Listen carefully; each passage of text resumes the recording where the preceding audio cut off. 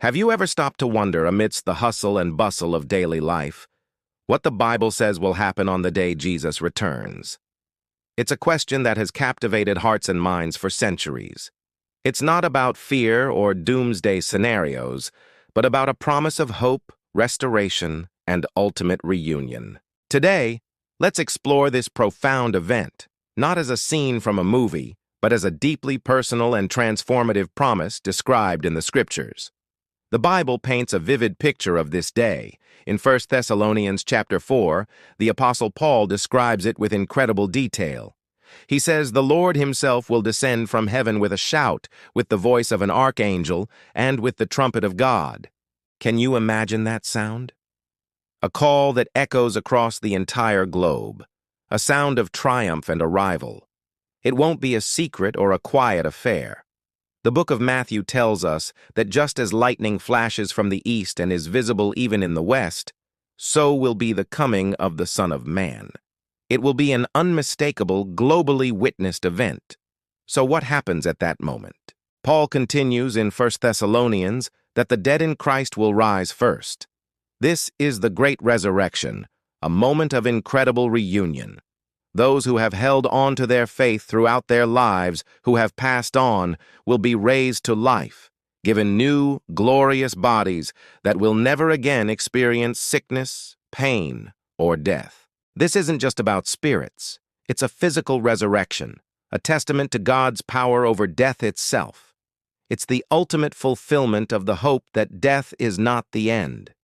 Immediately following this, something equally miraculous occurs.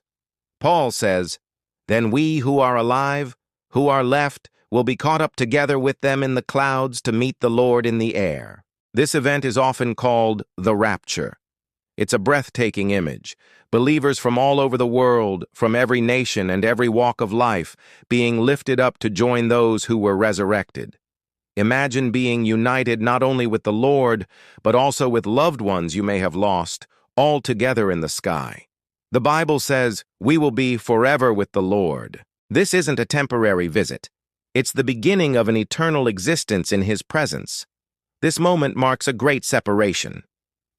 Jesus himself spoke about this in the Gospel of Matthew, using parables like the wheat and the tares, or the sheep and the goats. The day of His return is also a day of judgment. Not a judgment of condemnation for believers, because as the book of Romans tells us, there is now no condemnation for those who are in Christ Jesus. Their sins have been paid for.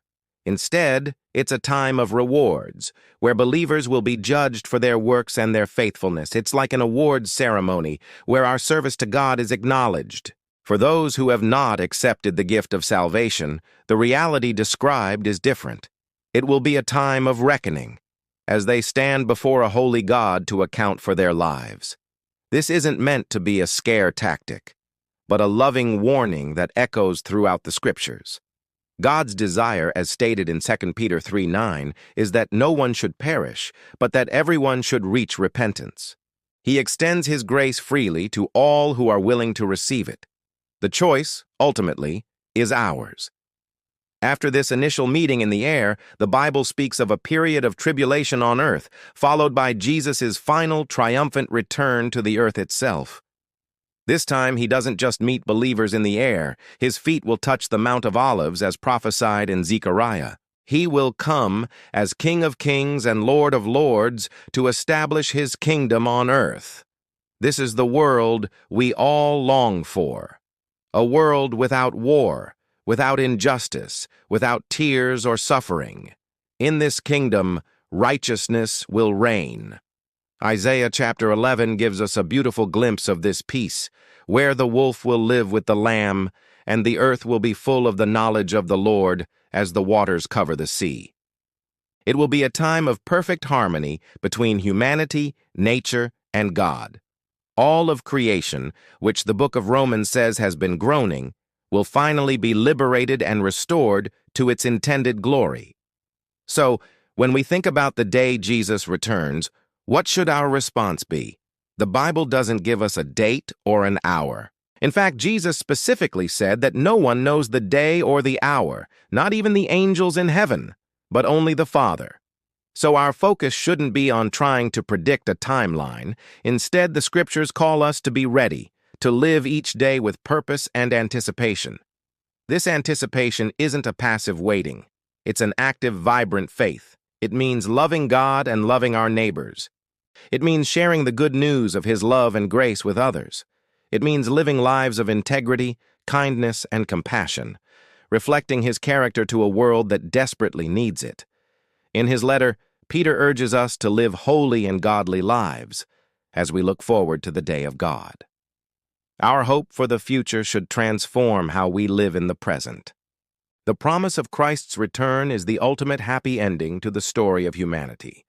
It's not just an escape from a troubled world, but the arrival of the world's rightful King to make all things new. As it says in Revelation 21, He will wipe every tear from their eyes. There will be no more death or mourning or crying or pain, for the old order of things has passed away. He who was seated on the throne said, I am making everything new. This isn't just a theological doctrine, it's a personal hope. It's the assurance that no matter what challenges we face today, sickness, loss, uncertainty, it's all temporary. A day is coming when all will be set right. A day of joyful reunion, perfect justice, and everlasting peace in the presence of the one who loves us more than we can possibly imagine. Let this hope anchor your soul and inspire you to live fully and faithfully today. Thank you so much for joining me to explore this incredible topic. If this message of hope resonated with you, please give this video a thumbs up and consider subscribing to the channel for more content that dives deep into the promises of the Bible. And please share your thoughts in the comments below. I'd love to hear how the hope of Jesus' return encourages you. Until next time, live with hope.